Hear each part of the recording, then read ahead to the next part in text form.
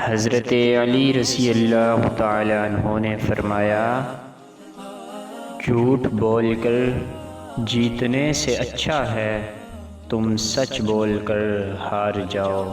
فرمان علی علیہ السلام فرمایا، سب سے پہلی عبادت یہ ہے کہ انسان مصیبت میں صبر کر کے اللہ تعالیٰ کی طرف سے مدد کا منتظر رہے۔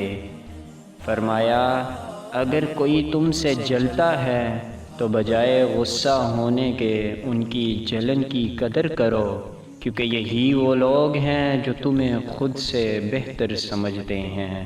فرمایا، جو شخص اللہ کو رات کو پکارتا ہے اللہ اسے غنی کر دیتا ہے، اور جو اللہ کی اطاعت اختیار کرتا ہے اللہ اسے برگزیدہ بنا دیتا ہے۔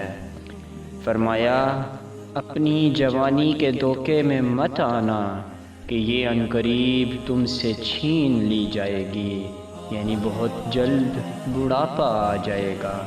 فرمایا، دنیا کا سب سے خوبصورت پودا محبت کا ہوتا ہے، جو زمین میں نہیں بلکہ دلوں میں اگتا ہے۔ فرمایا، رزق کے پیچھے اپنا ایمان خراب مت کرو، کیونکہ رزق انسان کو ایسے تلاش کرتا ہے جیسے مرنے والے کو موت تلاش کرتی ہے۔ فرمایا، صبر کی دو صورتیں ہیں، جو ناپسند ہو اسے برداشت کرنا، اور جو پسند ہے اس کا انتظار کرنا، اور اللہ سے مانگتے رہنا۔